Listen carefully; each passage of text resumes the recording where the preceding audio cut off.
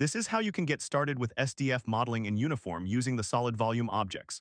Most 3D software and graphics are typically based on meshes, which consist of a set of vertices and polygons used to construct a model. SDFs offer an alternative way of representing 3D scenes. They use mathematical formulas to describe a shape's volume with virtually infinite resolution, smooth transitions, and perfectly sharp edges. If you're familiar with 2D design software, you can think of SDFs as the 3D equivalent of vector graphics. This analogy should give you an intuitive understanding of their advantages and limitations. First, it's important to note that GPU volume objects are significantly more performance-intensive compared to meshes or curves, especially when covering large areas of the screen. Keep this in mind when planning your projects and optimize your scenes accordingly. To begin working with solid volumes, open the Add panel and select any preset under Procedural Volume. This will add an object with a shape and corresponding gizmos to the scene. Different presets have different gizmos for adjusting their shape. Next, repeat the process to add a sphere object to the scene.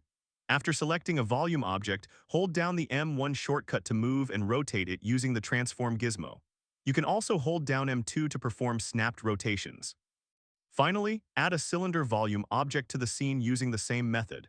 We'll use this setup to demonstrate how you can create more complex shapes by blending and applying Boolean operations. The controls at the bottom of the screen provide quick access to the selected volume object's properties. Select the cylinder object and change its color. Then, adjust the blend mode and observe how it affects the scene. The default Boolean operations are union, difference, and intersection. The material blend mode affects materials and colors without altering the shape. The clear difference and clear intersection modes apply the corresponding Boolean operation to the shape while preserving the materials and colors of existing objects. Increasing the blending value will make transitions to the selected shape smoother. Now open the Scene Outliner. As you can see, the three objects you added appear in the order they were created. When working with volume objects, the outliner's order is crucial because it determines the sequence in which Boolean and blending operations are applied. You can reorder objects by holding down and dragging them in the outliner.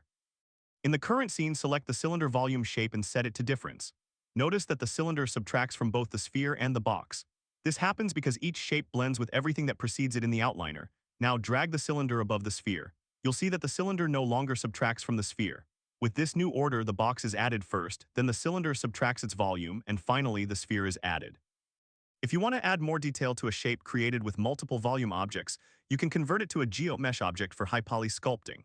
With a volume object selected, open the Object Inspector and choose Apply Volume Group. In the pop-up menu, the voxel count determines the resulting mesh's geometry density.